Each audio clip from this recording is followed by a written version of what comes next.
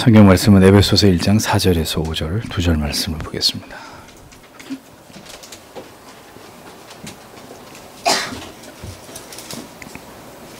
에베소서 1장 4절에서 5절 같이 읽겠습니다. 곧 창세전에 그리스도 안에서 우리를 택하사 우리로 사랑 안에서 그 앞에 거룩하고 흠이 없게 하시려고 그 기쁘신 뜻대로 우리를 예정하사 예수 그리스도로 말미암아 자기의 아들들이 되게 하셨으니. 아멘. 22장으로 넘어갑니다. 성경적 증거들을 통하여 선택 교리를 확증함. 성경적 증거들을 통하여 선택 교리를 확증함. 선택은 공로에 대한 예지에 근거하는 것이 아니라 오직 하나님의 주권적인 뜻에 근거함. 1항에서 6항까지를 해설하도록 하겠습니다. 1항 하나님의 선택은 공로와는 관계가 없음. 하나님의 선택은 인간의 공로와는 관계가 없다. 자, 이 부분을 칼빈이 어떻게 설명을 하고 있느냐. 지난주에도 언급했듯이 우리는 예지 예정을 부정합니다.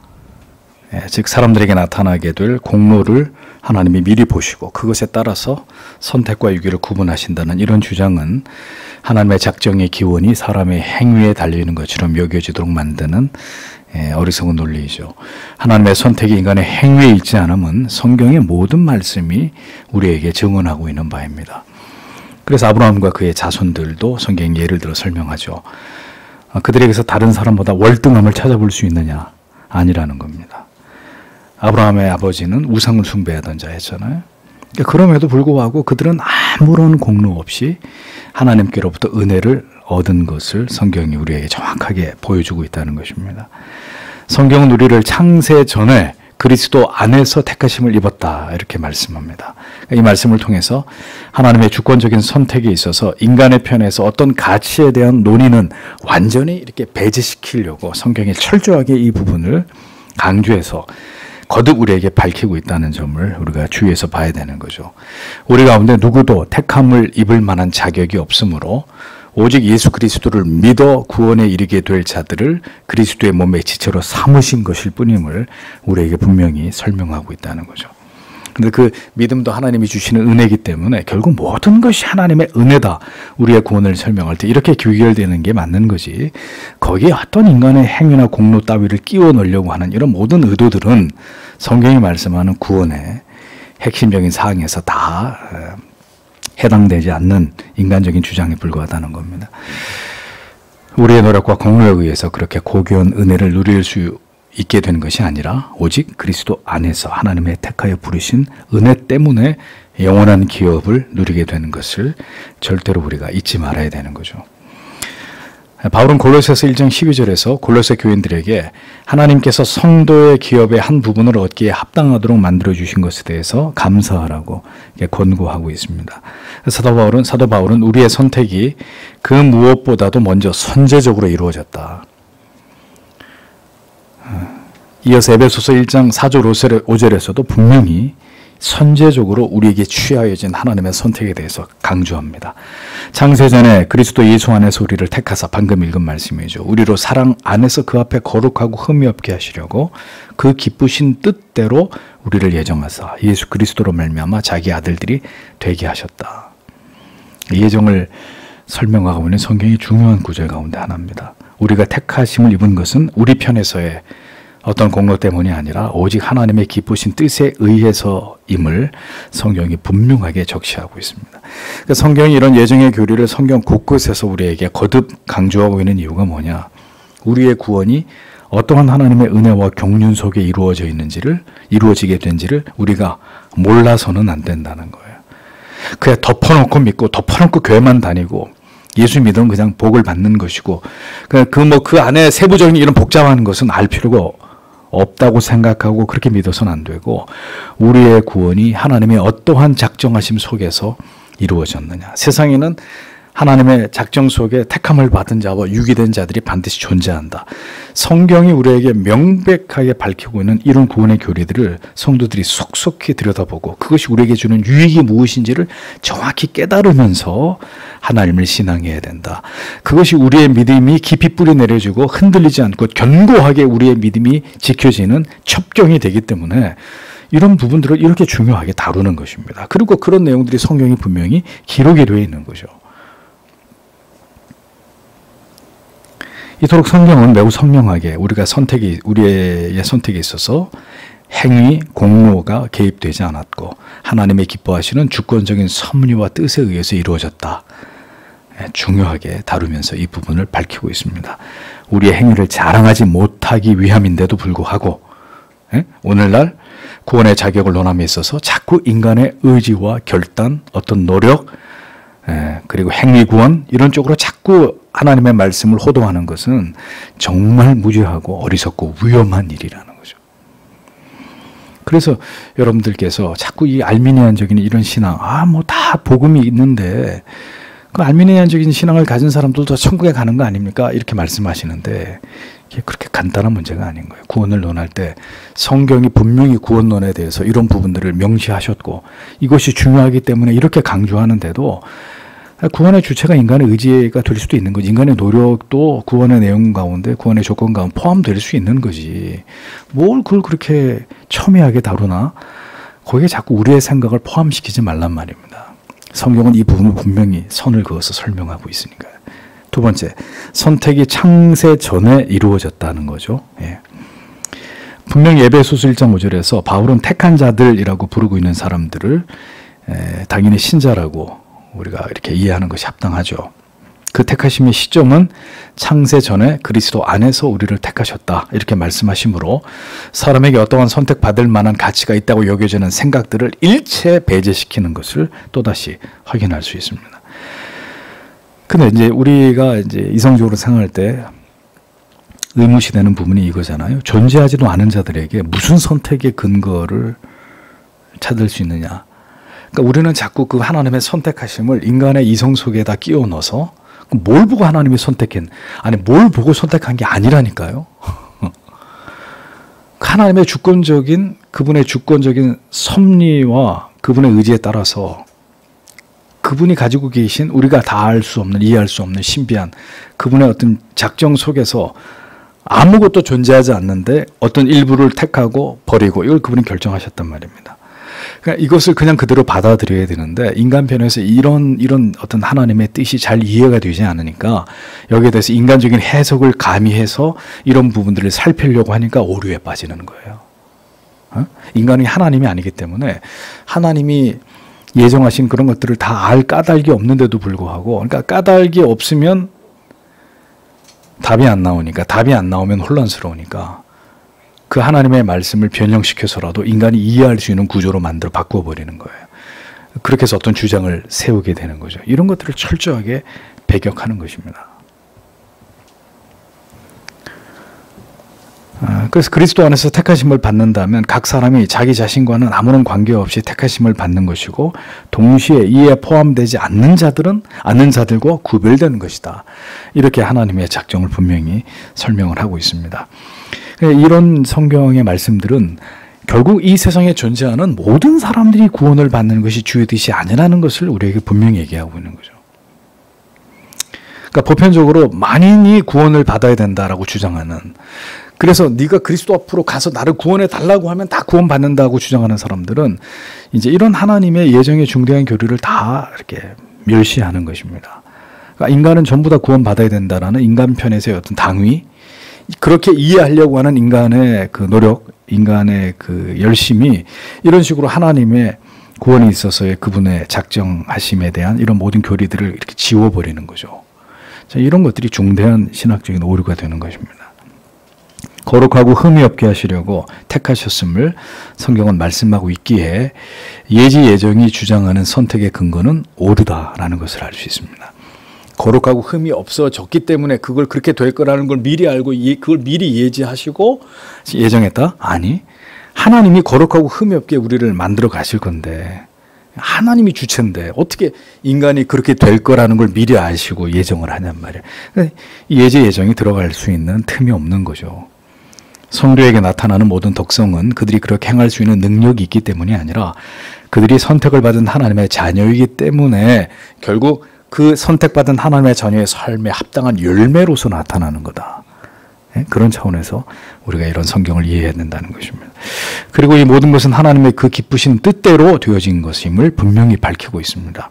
이 모든 진리 속에서 우리는 인간의 선택받음은 결코 인간의 행위와 공로에 의함이 아니라 모두가 하나님께서 자기의 뜻하신 자들을 택하시고 그들이 출생하기도 전에 그들에게 주시고자 하시는 은혜를 그들 개개인을 위해서 예배해 놓으셨다는 걸 말씀하고 있다. 이것을 우리가 정확하게 깨닫고 이해할 필요가 있는 것입니다. 그렇게 완전히 자기 사람들에게 하나님께서는 이 구원이 적용되고 이루어지고 지속되고 완성되도록 작정하셨으니 얼마나 감사하고 감격스럽고 이게 안전한, 우리의 구원을 안전하게 지켜주는 은혜인지를 우리는 절대로 이것을 몰라서는 안 된다는 거예요. 이것이 우리의 구원 안에 이 패키지에 포함되어 있는 이런 하나님의 사랑과 섭리와 은총이라는 거, 이거 모르고 구원받았다고 얘기하면 안 된단 말입니다. 이 예정을 이해할 때 우리의 인생에서 벌어진 그 여러 번의 돌이킴, 여러분 의지로 돌이키셨어요? 아니란 말이에요. 우리의 인생에서 벌어진 그 몇 번의 어떤 생애적인 터닝 포인트, 그 내가 그렇게 돌아설 수 어떤 죄에서, 하나님을 알지 못하던 무지에서 내가 내 힘으로 돌아선 게 아니라 정말 하나님의 강권하신 주권적인 은혜로 그 여러 번의 어떤 돌이킴, 그래서 주의 길을 가게 된 어떤 계기들, 도무지 나의 힘으로 정리할 수 없었던, 끊어낼 수 없었던 그 죄들로부터 돌아서게 된 이유들이 설명되는 것입니다. 예정을 우리가 올바로 이해하게 될 때, 그렇구나, 하나님이 하신 거구나, 하나님이 나를 거기서 건져내고 하나님이 그 문제를 정리해주고 하나님이 나를 다시 되찾아오신 거, 이렇게 이게 정리가 되는 거죠. 그게 내가 다 한 게 아니라, 그걸 내가 다 했다고 생각하는 사람들은 그러니까 그 모든 행위가 뭐가 돼? 자기의가 되는 거예요. 내가 소나무 뿌리를 한 2개쯤 뽑으니까 하나님이 내게 은혜를 주시더라, 이렇게 가는. 내가 40일 금식기도를 3번이나 하고 나니까 하나님이 나한테 막 방언도 주시고 뭐 영분별의 은사도 모두 주고 했다고는 새빨간 거짓말을 하는 거예요.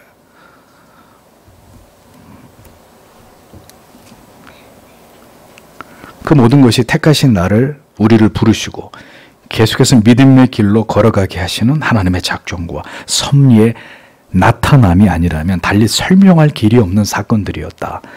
설명할 길이 없는 어떤 그런 일들이었다라는 것을 우리가 깨닫게 되는 것입니다.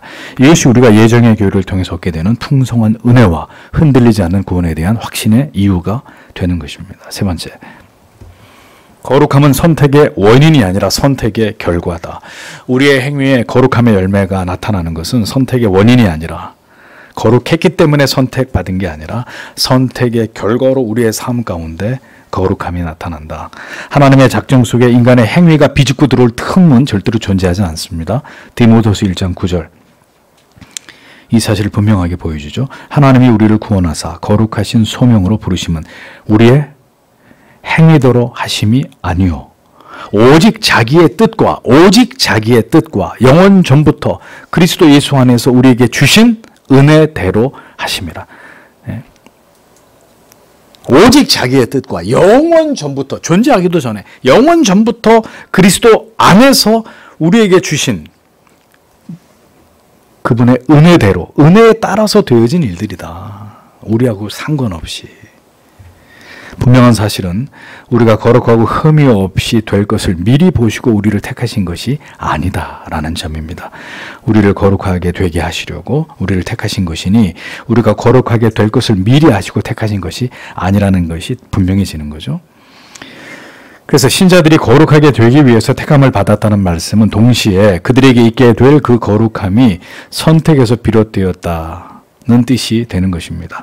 택하시고 부르신 자들은 필연 성화의 삶을 통해서 그들의 믿음에 더욱 하나님을 향해서 나아가게 되는 것이지, 하나님께로 그 믿음이 더욱 나아가고 거룩해질 것을 아시고 택하신 것이 아니다. 그래서 칼빈이 여러 번 여기서 예정에 대한 이런 그 작정에 대한 이해가 잘못된 걸 밝히려고 계속 반복적으로 이 부분을 다뤄요. 왜냐하면 이런 예정이 결국 인간의 행위, 인간의 의, 이것과 맞물리면서 인간 자신이 끊임없이 자기 안에서 어떤 프라이드를 얻으려고 하는 이 잘못된 신앙과 연결되기 때문에 계속 이 부분을 다루는 거죠.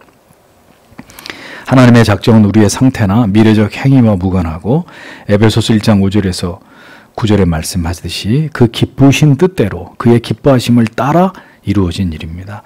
즉 하나님께서 작정하실 때 그의 모든 작정에는 전적으로 하나님의 기뻐하시는 뜻 외에 다른 것이 절대로 작용하지 않았다라는 것을 밝히고 있는 것입니다. 그러니까 이러한 사실을 성경이 거듭 밝히는 것은 선택을 받은 하나님의 자녀들로 하여금 온전히 하나님의 은혜를 찬송하게 하려는 것이다 라고 성경이 분명히 밝힙니다. 그래서 하나님의 크신 은혜를 체험하면 체험할수록 정말 우리 입에서 모든 것이 하나님의 은혜입니다.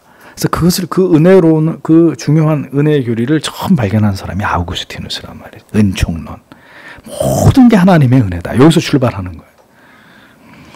값없이 주어진 이 은혜를 생각할 때 성경은 마땅히 그 택함을 입은 백성들이 감사와 영광으로 하나님을 높이는 것을 우리에게 바라는 것입니다. 그것이 인생에 존재하는 이유이고 존재하는 의미가 되는 거죠. 만약에 우리의 선택에 있어서 미래적인 우리의 행위가 기여되었다면 구원은 전적인 하나님의 은혜라고 말할 수 있습니까? 없습니까? 없는 거예요. 그러하기에 우리는 여전히 이신칭의의 구원의 교리를, 이 예정의 위대한 교리를 오늘도 견고하게 지킴으로 모든 것이 하나님의 은혜로 말미암은 사실을 모든 자들이 기억하고 감사하도록 하는 일에 그리스도인은 최선을 다할 필요가 있는 것입니다. 그래서 우리가 어떤 경우에도 알미니안적이고 펠라기안적인 이런 신앙들을 경계하고 그것으로 구원을 설명하는 이런 것들에 대해서 우리가 배격하는 거예요. 그 성경이 얘기하는 구원관이 아니다 이거죠. 그 절대로 성경이 지지를 받을 수 있는 그런 신앙도 주장도 아닌데 우리가 그걸 어떻게 인정하고 가냐 말입니다. 예수께서 요한복음 15장 16절에 분명히 너희가 나를 택한 것이 아니요 내가 너희를 택하여 세웠나니 이렇게 분명히 말씀하시므로 죄인들의 과거를 완전히 일축하십니다. 오직 주의 긍휼로 제자들을 그들을 돌아보시지 않았다면 택하심을 입을 자격이 누구에게도 없다는 것을 분명하게 시사하고 계시는 거죠. 그 누구도 하나님의 사랑을 받을 만한 사람은 아무도 존재하지 않음을 바울은 누가 주께 먼저 드려서 갚으심을 받겠느냐라는 로마서 11장 35절의 말씀을 통해서 잘 표현을 하는 것입니다. 모든 것은 위대하신 하나님의 경륜과 섭리와 그분의 선하신 은혜로 말미암은 것이다. 이 얘기를 하는 거죠. 아무리 신앙의 시간이 오래되고 우리가 신앙 안에서 많은 충성과 헌신과 봉사와 우리의 지식이 아무리 진리에 대해서 깊어지더라도 우리 자신에 대한 조금의 의의를 우리의 공로나 우리의 행위에 대한 스스로의 어떤 인정을 마음에 품으려고 할 때 우리는 소스라치도 놀라면서 우리의 마음이 그토록 교만해져 있고 높아져 있는 것에 대해서 즉시 회개하는 것이 합당한 것이다라는 거죠.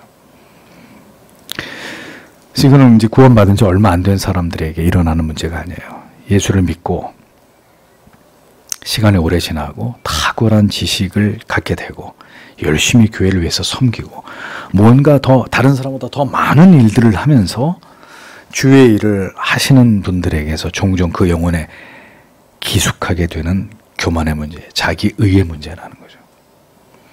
그래서 언제나 십자가 아래서의 자기 부인, 이것은 한평생의 삶 가운데 따라다녀야 되는 문제예요.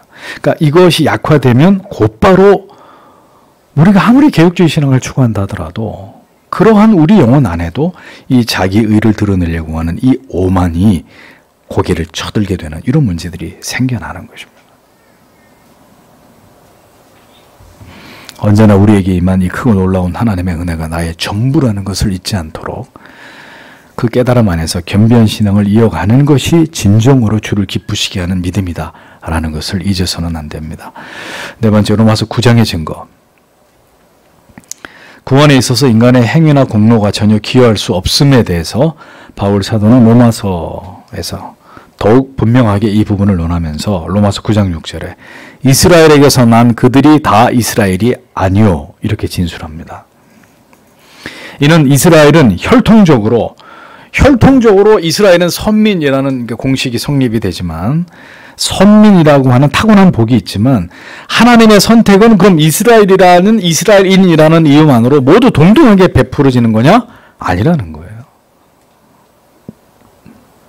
이렇게 말하는 것은 유대인들의 교만과 거짓된 자랑을 꺾기 위함이었는데 그들은 스스로 자기들이 교회라고 여기고 있었지만 복음을 믿는 믿음이 자기들의 결단에 의해서 마치 좌우되는 것처럼 그렇게 여기고 있었단 말입니다.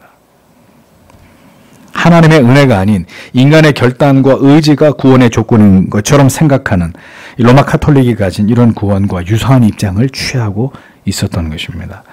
바울은 분명히 하나님의 언약에 의해서 아브라함의 자손들 가운데 택함을 입은 자들이 존재한다는 것을 인정하고 있습니다. 그러나 아브라함의 자손이기 때문에 저절로 그 언약 안에 다 포함되는 것은 또 결코 아니다라는 것을 분명히 하고 있는 거죠. 심지어는 오히려 많은 자들이 유대인이라고 하면서도 그 언약 밖에 있게 될 것이라고 주장합니다. 하나님의 선택은 오직 하나님 자신만이 아실 뿐입니다. 그 누구도 자기의 행위를 통해서 구원을 확신한다거나 그것에 대해서 거짓 자만을 품는 것은 지극히 위험한 일이에요. 서기관들, 당대 최고의 석학들이었습니다. 구약을 잘잘잘 꿰고 있는 사람들이었습니다. 그런데도 자기들 눈앞에 예수 그리스도가 오셨는데도 알아보지 못합니다. 부정합니다. 너는 메시아가 아니야. 얼마나 황당한 일입니까? 그 많은 지식으로도 진리 안에서 메시아를 그들이 인정하지 못하고 받아들이지 못했다.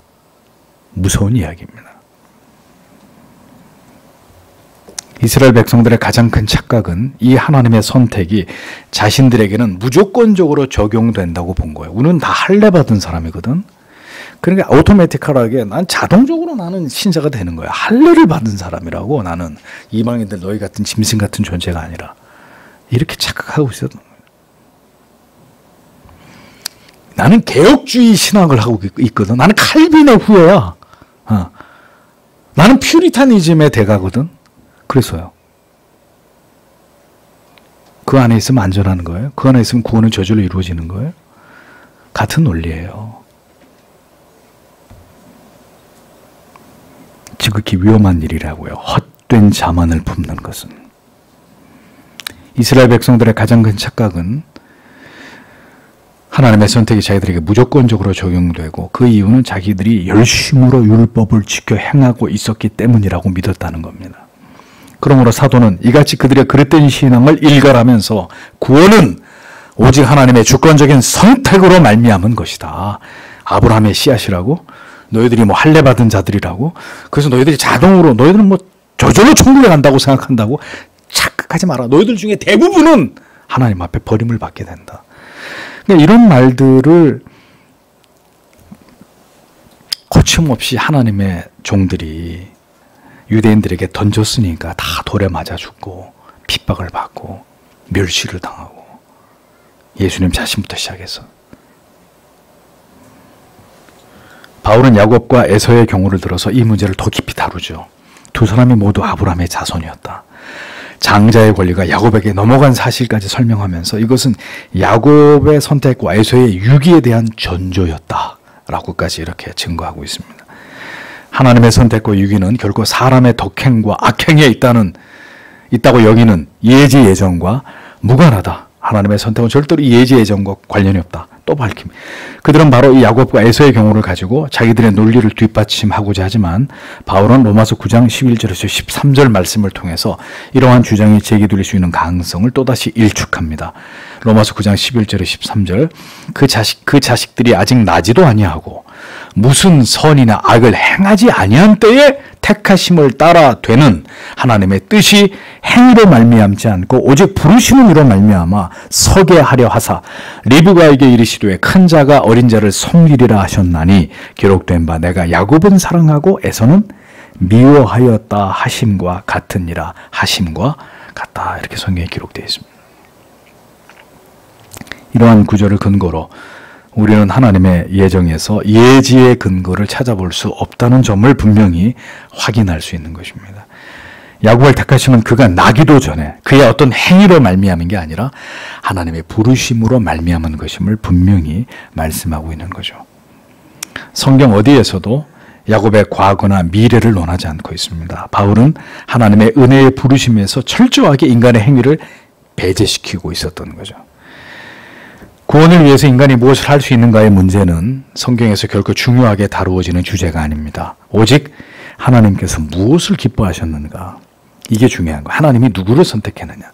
하나님이 무엇을 기뻐했느냐? 이게 중요하고, 택하심과 뜻이라는 단어를 통해서 결국 하나님의 은밀하신 뜻은 인간이 만들어내는 구원을 위한 어떤 행위도 원인적으로 작용할 수 없다는 것을 분명하게 증거해주고 있다고 칼빈이 설명을 하고 있는 거죠. 구원에 있어서 인간의 행위가 이토록 철저하게 배제된다면 구원받은 이후에 있어서도 우리는 우리의 행위가 구원받은 자의 거룩한 의무로서의 의의를 추구하는 것은 바람직하더라도, 그런데 이게 어떤 식으로 그러면 우리의 구원받은 이후에 거룩한 의를 추구하는 게 나타나야 되느냐? 성경에 나와요. 어떻게 해요? 이름도 없이 빛도 없이. 그렇게 행해지는 거라야 하나님께 합당하는 것이고, 우리의 어떤 행위나 지식이 그것이 나를 드러내는, 구원받은 이후에도 그것이 나를 드러내는 의가 될 때 절대로 하나님이 그것을 기뻐하시는 것이, 하나님께 기뻐하는 것이 될 수 없다는 거죠. 그것은 그가 분명히 그렇게 자기 의를 삼고 교만하는 것에 대해서 하나님의 진노와 채찍을 받게 돼 있는 거예요. 그래서 깨닫고 돌아오게 되는 거예요. 겸손하게. 다섯 번째, 야곱과 에서의 경우에서 나타나는 증거입니다. 구원에 있어서 인간의 행위와 공로의 중요성을 주장하는 자들에게는 아무리 야곱과 에서의 경우에서 보듯이 그들을 구별하는 시기가 그들이 출생 전이라고 하는 것을 설명해줘도 받아들이지 않아요. 이런 어리석은 일들은 복음을 하나님의 관점에서 받아들이지 않고 인간의 이성으로 성경을 추론하고 해석하고 분석하려고 들기 때문입니다. 때로는 하나님께서 행하시는 일들이, 성도 여러분, 인간의 이성으로 도무지 납득이 되지 않고 수용되지 않는 것들이 있습니까? 없습니까? 있어요. 그런 거 투성이에요. 그러면 그 지점은 우리에게 분명히 믿음을 요구하는 부분인데, 바로 여기서 믿음이 있는 사람과 믿음이 있다고 스스로 믿은 사람들의 차이가 드러나는 것입니다. 자신의 이성적인 판단과 인본주의적인 철학으로는 도저히 이해되지 않고 받아들여지지 않을 때 어떡하죠? 예? 신앙을 추론하고 받아들이는 주체가 이성인 사람은 어떻게 해요? 이런 경우에 부정해버리는 거예요. 인정하지 않고 외면해버리는 거예요. 저는 그런 그리스도인들 정말 많이 봤습니다. 이런 점 때문에 자꾸 성경에서 벗어난 구원이나 구원의 조건들에 대해서 말하는 것이고, 인간적인, 그러니까 이걸 자꾸 합법화하려는 것을 알 수 있는 거죠. 명백히 성경이 아니라고 하는데도 안 받아들이는 거예요. 그러면 그 사람에게는 그 진리보다 더 상위의 어떤 다른 기준이 있다. 다른 철학, 다른 사상, 다른 뭔가 이념, 뭔가 다른 게 있다는 얘기 아닙니까? 그런 사람이 하나님 앞에 합당하겠어요? 성경의 진리 그 이상의 뭔가가 그 영혼을 지배하고 있다면 그 사람이 하나님 앞에 합당한 사람이겠습니까?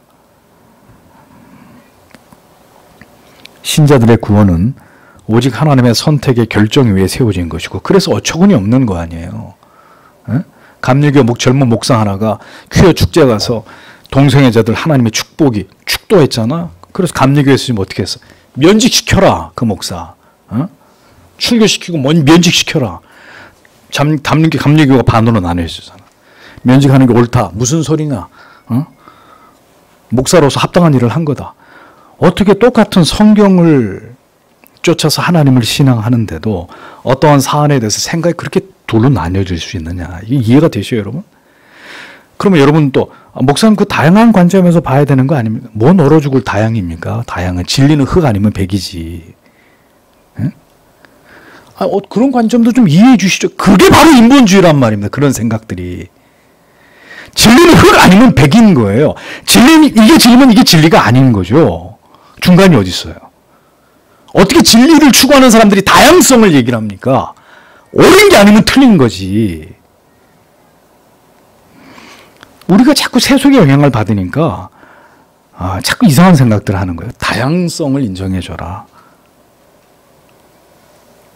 다름이지 틀림이 아니다. 듣기 굉장히 좋죠. 우리하고 다른 거지 틀린 게 아니야. 전 분명히 얘기합니다. 그런 사람들은 성경의 진리를 부정하는 사람들이에요. 다른 게 아니에요. 틀린 거예요. 틀린 거라고요, 그거는.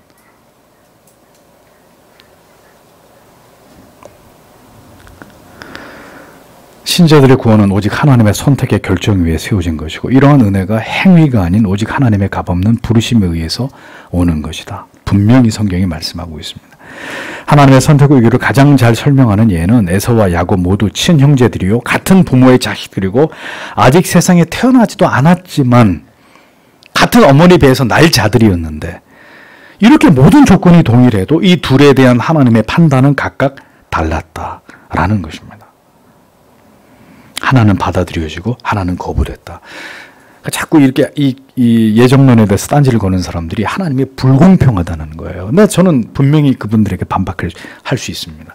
만약에 예지예정, 얘가 바르게 될 거니까 내가 택했어. 이러면 진짜 하나님이 불공평한 신이에요. 또 뭔가가 존재하는 것을 보고 아 얘가 얘보다 낫네, 얘가 얘보다 잘생겼네, 얘가 얘보다 똑똑하네. 만약에 하나님이 그렇게 우리를 선택했다면 그분은 불공평하신 하나님이 맞아요. 우리가 도저히 받아들일 수 없는 신이 맞아요. 그런데 죄송한 얘기지만 하나님의 그 예정 안에 선택과 유기는 우리가 그렇게 판단할 수 있는 영역의 것이 아닙니다. 그분의 신비 속에 모든 것들이 존재하기 전에. 그러니까 이렇게 이 차원이 이렇게 넘어가 버리니까 여기서부터 이제 모호해지는 거예요. 그게 무슨 얘기야? 근데 존재하지도 않는데 어떻게 선택을 해? 여기서부터는 하나님의 영역이에요. 그럼 그런 줄 알아야 되는데 우린 우리의 인간의 이성을 가지고 파고들면서 그러니까 말이 안 되는 거야. 하나님이 하시는 말씀이. 이렇게 이제 딴지를 거는 거죠. 그런데 성경이 분명히 얘기합니다. 존재하기도 전에 선택과 유기가 결정났어요. 그러면 하나님이 공의로우신 분 아닙니까? 아무것도 존재하지 않았는데 그분의 주권적인 섭리와 뜻에 의해서 어느 부분은 어떤 인간의 어떤 부분은 선택, 어떤 인간은 거기서 예외. 하나님이 그렇게 하셨단 말이에요. 그분이 주인이니까 그분의 마음대로 그분의 어떤 신비한 뜻에 의해서 또 거기에 대해서 그 하나님에 의해 피조된 인간이 인간의 머리를 가지고 왜 그렇게 하셨는데요? 응? 그러면 안 되지 하나님이. 이렇게 이야기하는 것이 어떻게 논리적으로 합당하냐 이거죠. 그래서 안 믿겠다 그러면 믿지 마요. 안 믿으면 되잖아요. 억지로 믿어달라고 그런 적 없는데. 하나는 받아들여지고 하나는 거부하셨다. 심지어 에서는 장자의 권리까지 가지고 있었지만 그거조차도 무시되고 그 권한을 잃어버리게 됐다. 이것이 인간의 마음으로는 쉽게 이해되기 어려운 하나님의 주권적인 선택입니다. 이스마엘은 내어줬고 이삭은 하나님의 마음에 정하시고 므낫세를 제끼고 에브라임을 택해서 정귀케 하시는 하나님의 작정입니다. 핵심은 어떠한 인간의 행위나 공로에 의한 선택이나 예지에 의한 예정이 아닌 전적으로 하나님의 우리가 다 알 수 없는 경륜과 작정에 의해서 이루어진 선택과 유기다 라는 점을 우리가 올바로 짚고 넘어가야 하는 것입니다. 그리고 그렇게 하신 모든 것에 대한 주체는 하나님이고 그것은 인간이 가타부타 할 수 있는 영역의 것이 아닌 하나님의 절대적 주권에 속한 영역의 것이다. 여섯 번째, 야곱의 선택의 영적인 성격. 그러면 야곱이 받은 이 영적인 장자의 축복을 어떻게 해석해야 되느냐 하는 문제에 대해서 칼빈은 논합니다. 하나님께서는 야곱의 택하심을 통해서 그가 받은 영적인 선택을 말씀하고자 하셨습니다. 즉 영원한 생명에 참여하게 될 자들에 대해서 하나님께서 반드시 그를 찾아가서 그에게 장자의 복을 주시듯이 반드시 구원받을 자에게 택하심의 은혜를 수여하실 것을 야곱을 통해서 우리에게 나타내 보이셨다는 겁니다. 야곱은 장자의 권리를 얻었어도 그의 생애는 그런데 어려움과 고난과 망명과 눈물과 고통으로 점철된 인생을 살죠. 그러므로 바울은 야곱이 받은 것이 외형적인 축복이 아니라 하나님의 나라에 예비된 영원한 영적 축복, 그가 택자가 돼서 영원한 하나님의 나라에 거하게 되는 영적 축복의 차원에서 이루어진 야곱의 장자권 그리고 야곱의 선택이라는 걸 얘기하는 거예요. 그러니까 야곱이 복을 받았다 이렇게 이해하시면 잘못된 거예요. 야곱이 복을 받긴 받았죠. 나중에 형한테 돌아올 때 엄청난 거부가 돼서 돌아오잖아요. 그런데 에서는 그럼 가난했습니까? 그건 어떻게 설명할 거예요? 에서도 엄청 부자였는데. 이 하늘에서 누리게 되는 영적인 처소에 대한 보장은 약속의 땅 가나안과 연결되어 있는 거죠. 그러므로 야곱은 모든 택하심을 입어서 그리스도에게 좁혀진 바 됨으로 하나님의 자녀가 될 자들의 표상이고, 그 점에서 유기된 에서는 모든 유기된 자들의 대표로 택하심을 입은 자들과 구별된 자로 성경은 에서의 위치를 그렇게 기록하고 있다는 것입니다. 이해가 되시죠? 야곱은 영적인 택함을 받아 영생에 이르게 될 자의 표상, 에서는 하나님의 유기 가운데 영원한 지옥에 던져질 자들에 대한 대표. 그런 영적 의미가 야곱과 에서에게 부여되어 있다는 것입니다. 우리는 이 하나님의 주권적인 예정하심에 대해서 성도 여러분, 인간적인 오해나 불평을 갖지 말아야 합니다. 로마서 9장 15절은 모세에게 이르시되 내가 긍휼히 여길 자를 긍휼히 여기고 불쌍히 여길 자를 불쌍히 여기리라, 이렇게 말씀하셨어요. 이게 무슨 의미인 줄 아십니까? 이게 무슨 의미예요? 내 마음이야. 하나님이 모세에게 내가 긍휼히 여길 자를 내가 긍휼히 여기고 내가 불쌍히 여길 자를 내가 불쌍히 여길 거야. 그걸 내가 너희들한테 허락받아야 돼? 이게 온 우주 만물을 창조하신 그분이 자기의 오소리티를 밝히시는 거예요. 내가 그 선택의 주체라는 거예요. 아무도 거기에 대해서 토를 달거나 왜 그렇게 하셨습니까? 라고 따져 물을 수 없는, 내가 긍휼히 여길 자, 불쌍히 여길 자를 내가 그렇게 하겠다는 거예요. 하나님께서는 사람을 보시고 그에게 복을 주실 어떤 이유를 찾아서 복을 주실지를 결정하는 것이 아니라 하나님의 긍휼하심을 근거로 주권적인 하나님의 뜻에 의해서 복을 주실 자에게 복을 주시는 것일 뿐이다 라고 선언하고 계시는 것입니다. 결코 우리가 택함을 받거나 유기됨이 인간에게 보여지는 어떤 조건 때문이 아님을 분명히 강조하고 있습니다. 만약에 우리가 가진 조건이나 행위 때문이라면 하나님의 선택은 공의롭고 정당할 수 없는 거죠. 다시 얘기하지만, 왜냐하면 우리에게 무엇인가를 부여하신 분이 하나님이신데 그런 조건의 선택에 그것이 조건의 기준에 선택이 되면 하나님 부당하신 분이지. 왜 얘한테는 더 많은 걸 줘서 그걸 보고 택하고 얘는 주지 않아서 버리고, 그럼 하나님이 부당한 분이 되는 거예요. 그러니까 그런 것에 의한 결정이 아니라는 거죠. 그러므로 하나님께 속한 자를 구원하시는 일은 하나님 자신의 일입니다. 오직 하나님 안에서 우리가 다 알 수 없는 뜻에 따라서 우리의 조건이나 행위가 배제된 상태에서 창세 전에 이 모든 것들이 결정되었다. 하나님의 긍휼을 통해서 주어진 구원인데 어리석게도 우리는 자꾸 우리 자신 안에서 구원받을 만한 조건과 공로를 찾으니 이보다 더 어리석은 게 어딨냔 말이죠.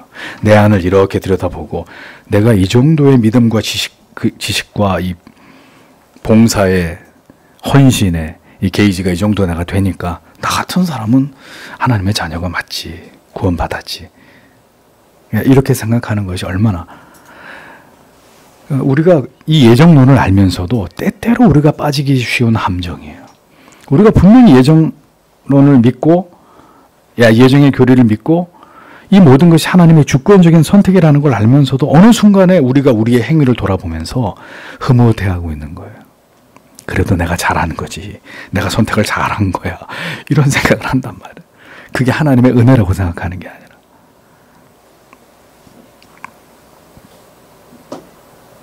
오직 하나님의 긍휼하심만을 묵상할 뿐, 오늘도 우리의 신앙의 내용이나 행위에 대한, 우리가 추구하고 있는 것에 대한 올바름에 우리가 집착하고 이것을 우리의 의로 삼는 것은 지극히 위험한 일이다 라는 겁니다. 베드로는 그리스도께서 하나님께서 정하신 뜻과 미리 아신 대로 내어준 바 되셨다고 말하므로 우리의 구원에 대해서 하나님께서 주체적으로 그 일들을 이루어 가신 사실을 증언합니다. 또 베드로전서 1장 2절에서도 하나님께서 자기의 자녀로 삼고자 하시는 자를 지정하신 그 은밀한 예정을 하나님의 미리 아심을 따라 택하심을 받은 자들이라고 표현을 했습니다. 즉 우리의 구원을 이루시는 하나님께서는 결코 어떤 우연에 의해서 무계획적으로 충동적으로 그렇게 우리를 예정하신 것이 아니라 분명하신, 중요한 것은 우리가 알 수 없는 분명한 하나님의 뜻에 의해서 그 모든 일들을 이루셨다라는 것을 증언하고 있습니다. 우리의 택하심도 그리스도를 통한 대속하심도 모두가 창세 전부터 미리 알림 바 되신 하나님의 놀라운 뜻 가운데서 이루어진 사실임을 분명하게 밝히신 것입니다. 그래서 우리는 아직도 구원의 구원 안으로 들어오지 못한 사람들이나 지금도 죄 가운데 살아가는 사람들을 멸시하거나 저주하거나 우리는 하나님의 은혜 안에 있다는 것에 대해서 자부심을 갖는 그랬던 이런 생각들을 피해야 되는 거죠. 왜? 내가 한 게 아니니까. 내 노력의 결과물이 아니니까. 그러니까 아직도 저 밖에 있는 사람들을 불쌍히 여기고 긍휼히 여기고 그들의 무죄에 대해서 애타는 마음을 가져야 되고 하나님의 예정하심에 놀라운 구속의 섭리가 저들에게도 이루어지고 적용되기를 기도해야 되는 것입니다. 하나님은 오늘도 그 스스로 하나님의 마음에 원하시는 자에게 긍휼을 베풀고 긍휼히 여기십니다. 하나님께서도 거룩하고 보배로운 존재처럼 여기는 자들이 이 세상 속에 있다는 거예요. 모든 사람들이 하나님의 일반적인 언약 속에서 보편적인 부르심을 받을 수 있지만 그 세상에서 살아가고 먹고 마시고 똑같이 열심히 노력하면 성공하고 잘 살고 이렇게 보편적인 하나님의 은혜 안에서 살아가지만 그 가운데 진정으로 복음 안으로 십자가 안으로 유효적인 부르심을 받은 자들이 그러나 그들 가운데 분명히 존재한다 라는 것을 우리가 매우 진지하게 생각해야 되는 것입니다. 모든 구원받음의 아름다운 증거들이 그들의 삶에서 선명하게 드러나기 시작하는 이들이 분명히 있다라는 거예요. 그러면 이 말씀이 굉장히 두려운 것은 모든 구원받음의 아름다운 증거들이 그들의 삶 가운데 예수를 10년, 20년, 30년, 40년, 50 믿는 가운데 선명하게 드러나기 시작해야 되는데 한평생 교회를 다녔는데 한평생 그게 안 드러나. 그럼 어떻게 되는 거예요? 하나님께서 기뻐하시는 자들, 하나님께서 긍휼히 여기시고자 하는 자들, 그래서 택하여 부르신 자들에게는 그렇게 그들의 삶에 하나님의 은혜가 임하고 그들은 그 은혜를 통해서 더 그들을 구원으로 부르신 하나님의 은총을 기뻐하고 노래하고 그리고 하나님을 어떻게 해서든지 영화롭게 하는 삶으로 그 공로를 하나님께 모두 돌리는 삶을 살아가게 되어 있는 것입니다. 그것이 거듭난 한 그리스도인의 삶의 그 궤적에서 진행되어 가고 나타나는 증거입니다. 그럼 결국은 그렇게 하나님의 사랑과 이웃 사랑의 대의가 그의 삶에서 선명한 족적을 만들면서 처음에는 흐릿했으나 시간이 갈수록 은혜 위에 은혜가 부어지고 깨달음이 또 회개하고 자기를 부인하고 십자가를 바라보고 십자가를 지고 그렇게 한평생을 또박또박 걸어가는 삶 속에서 그 자취가 점점 선명해지는 거죠. 그 자가 하나님의 택하심을 입은 하나님의 백성인 거예요.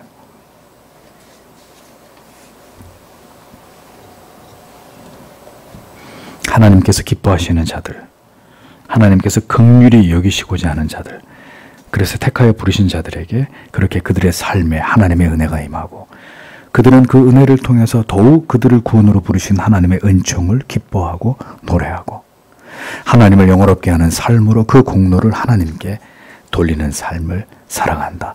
더 뜨겁게 그리스도를 사랑하고 더 뜨겁게 주의 몸이신 교회를 사랑하고 지체들을 사랑하고 예배하는 시간과 하나님의 말씀을 듣고 묵상하는 시간과 간절히 주 앞에 나와 기도하는 시간을 더 열렬하게 사모하게 되는 삶을 통해서 그가 그런 은혜를 받은 하나님의 자녀들인 것이 증명되어져 가는 거예요. 그렇게 해야 구원받는 게 아니라 그런 은혜를 받은 자이기에 그의 삶에 뚜렷한 하나님을 모르는 자들 혹은 부르심을 받았다 택하심을 받지 않은 자들과 구별된 삶이 그의 삶 가운데 나타나게 되는 것입니다. 그럴 때 사람들이 그를 예수 믿는 사람, 신자라고, 크리스천이라고 인정하는 거예요. 그렇게 자신이 하나님의 긍휼을 받는 자임을 스스로가 자기의 삶의 내용을 통해서 증명하게 되는 거예요. 그건 의의를 드러내는 게 아니라 자기도 모르게 자기의 삶 가운데서 드러나는 것들이에요. 그래서 사람들이 다 알아요. 저 사람 진짜 신자야. 저 사람은 가짜야. 다 알아요. 예수 안 믿는 사람도 다 알아요. 진짜, 가짜. 우리 김 과장 가짜. 박 대리 진짜. 다 안다고요. 세상 사람들이. 우리 옆집 아줌마 교회 뭐 권사라는데 가짜. 우리 옆집 아저씨 맨날 술 먹고 담배 피고 소리 지르고 교회 안수집사라는데 가짜. 다 안단 말이에요. 사람들이. 응? 그렇게 자신이 하나님의 긍휼을 받은 자임을 스스로 증명하게 되는 것입니다. 여러분 어떠십니까? 지금 그 같은 삶으로 그리스도께서 여러분들을 견인해 가고 계시는 것을 느끼십니까? 그래서 감사하십니까? 감격하십니까? 그 변화가 줄곧 여러분들의 생애 가운데 괄목할 만큼 그러니까 급격히 나타나진 않더라도 점진적으로 또 은혜 주시고 또 은혜 주시고 또 붙들어 주시고 또 끌어당기시고 또 돌아서게 하시고 또 결단하고 하나님 앞에 무릎 꿇게 만드시는 이런 그분 앞에 복종하고 두 손 들고 항복할 수밖에 없는 이런 은혜들을 계속 지금 하나님이 내게 주고 있느냐. 정말 중요한 내용. 택하심을 입은 자들의 삶 속에서 분명히 나타나는 이 모든 것들을 그 모든 공로를 그래서 우리는 어떻게 해요? 그런 것들이 내 삶 가운데 나타나고 그것에 대해서 우리가 감사를 느낄 때마다 지극히 이 죄인에게 이러한 넘치는 은혜를 주시고 그런 삶으로 이끌어 가시는 하나님만을 높이려고 하는 그런 마음이 우리 안에서 충만해지는 거죠. 그런 것들이 우리 안에서 더 선명해지는 것입니다. 그렇게 되어지기를, 그런 것들이 더 우리 안에서 발현되어지기를 간절히 소원하는 것이 오늘도 그리스도인의 소원이지, 어떻게 하면 은혜의 잔고가 더 늘어나고 어떻게 하면 내가 더 좋은 직장으로 가서 더 많은 연봉을 받고, 아니 그게 죄라는 게 아니에요. 근데 그거보다 더 중요한 것들은 언제든지 쉽게 간과돼 버리고, 오늘도 눈에 보이는 것에 대한 집착과 탐욕과 욕망을 가지고 그렇게 자기의 인생을 소모적으로 살아가고 있는 사람의 그의 영혼이 위험하다는 거죠. 물론 그래도 그가 하나님의 사람이면 하나님이 분명히 어느 순간에 주저앉히고 깨닫게 해서 내 인생에서 가장 소중한 게 뭔지를 깨닫게 하시죠. 내 생에 가장 귀한 것 예수를 알미라. 이 고백을 결국 하나님 받아내시는 거예요. 그의 삶에서. 그래서 여러분 하나도 이 도르트 신조를 이해하면서, 도르트 신조가 아니라 하나님, 그게 그거지만 예정론을 이해하면서 이 개혁신학을 이해하면서 절대로 여러분들이 헷갈려 하시거나 혼란에 빠지실 이유가 없어요. 설명을 들으면 들을수록 더 우리의 구원을 설명하는 것이 하나님의 작정 안에서 이루어졌다는 것이 들으면 들을수록 더 감사하고 더 감격스럽고 더 확신을 얻게 되는 근거가 되기 때문에 그렇습니다. 하나님께서 우리 모두를 그렇게 이끌어가 주시기를 다 함께 기도하기를 원합니다. 기도하겠습니다.